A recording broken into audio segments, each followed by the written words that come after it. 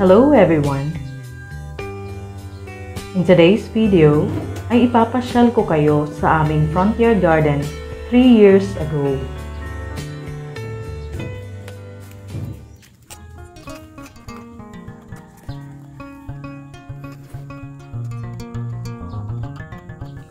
Buwan ng Marso, 2 months after namin maitanim ang mga sili at talong sa aming front yard garden.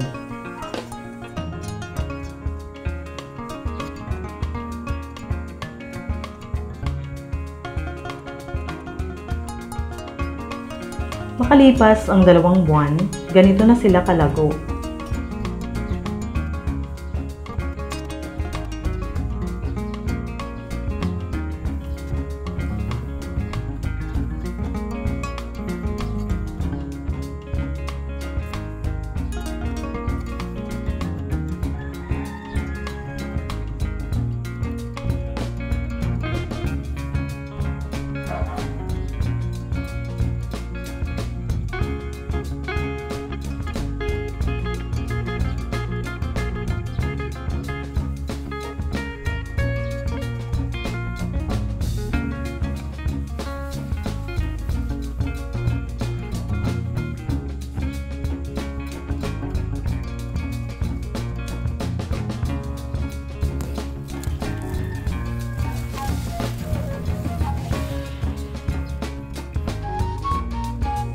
Nag-umpisa na silang mamunga.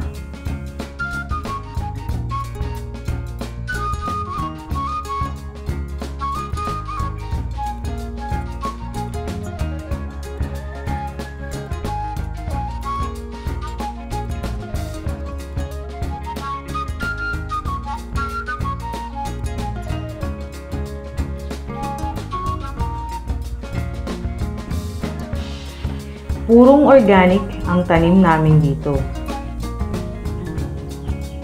Kahit spray, wala kaming in-apply.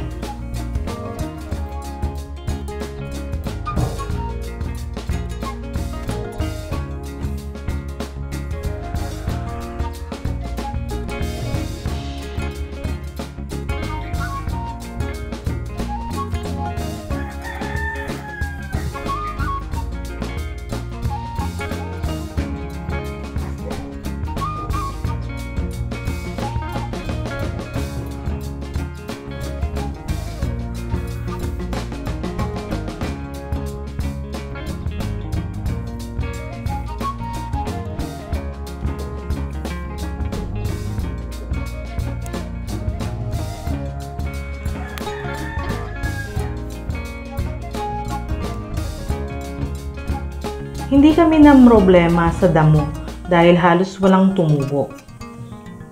Naglagay kasi kami ng dayami bilang organic mulch. At kapag nabulok na ang dayami, magiging pataba din ito sa lupa.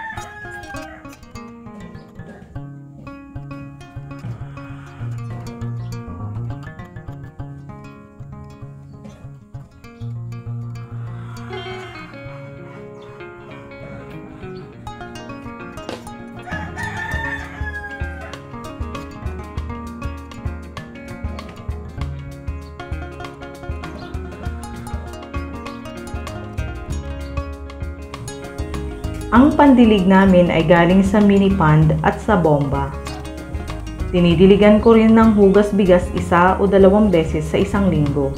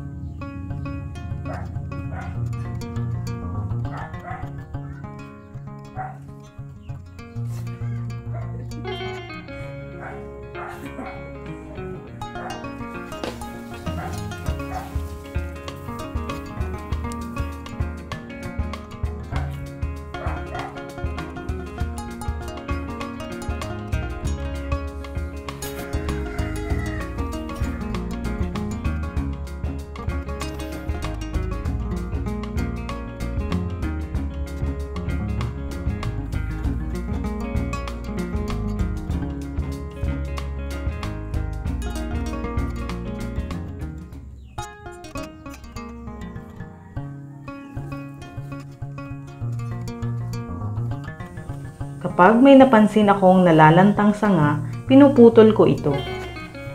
May uod kasi ito na maaaring sumira sa iba pang sanga kapag hindi naagapan. Konti lang ang mga kulisap o insekto dahil ang usok mula sa kusina ay dito pumupunta. Binubuhusan ko rin ng abo ang mga puno para maitaboy ang mga insekto. Nagiging pataba din ito sa mga halaman.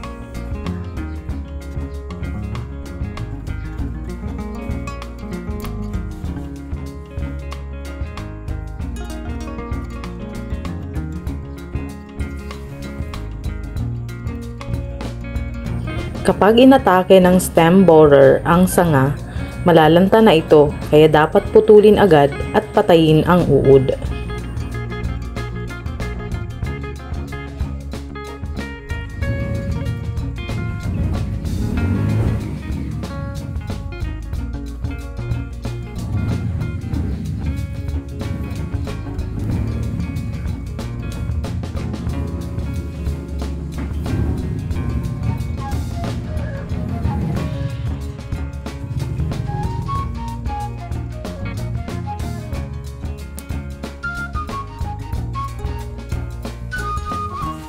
Kapag ganito kaganda ang pananim, talagang nakakainganyo.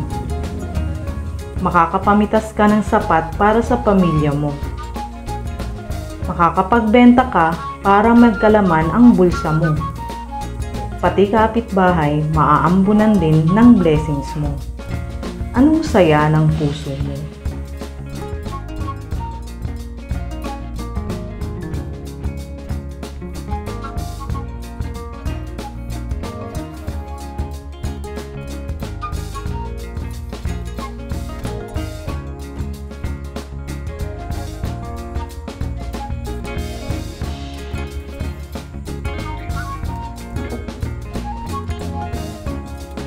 Pero para manatiling maganda ang pamumunga ng mga halaman, dapat regular itong alagaan.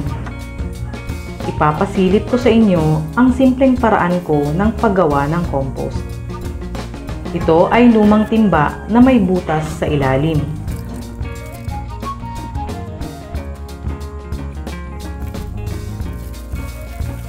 Dito ko nilalagay ang mga kitchen waste na nabubulok at mga nakakahigong ipot ng manok.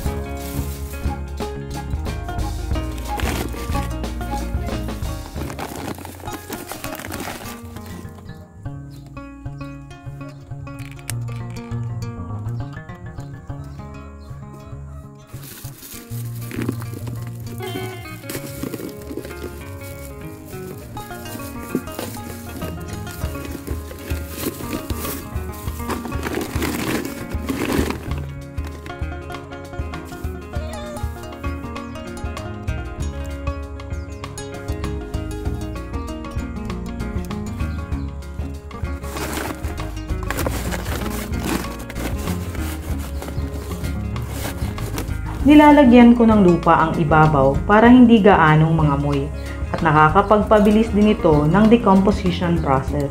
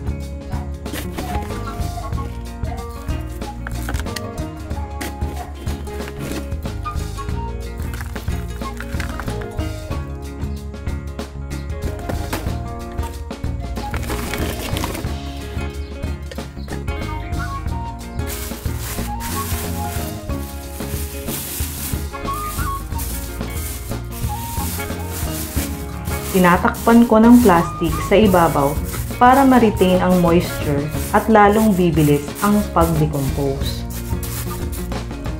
Tinatakpan ko para hindi kalkalin ng aso o pusa. Paminsan-minsan, dinidiligan ko ito kapag napapansin kong tuyo ang mga organic matters.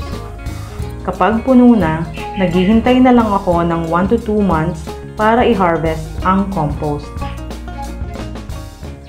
After palamigin ang compost, pwede na itong i-apply sa mga halaman. Broadcast method lang para di na masyadong ma-effort.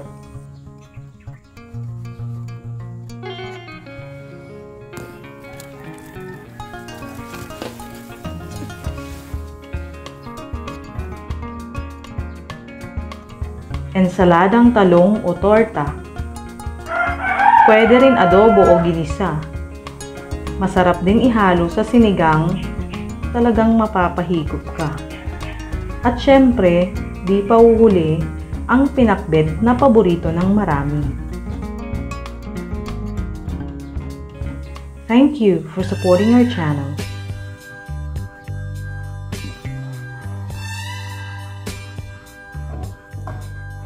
O ano, tatakam ka na? Tara na!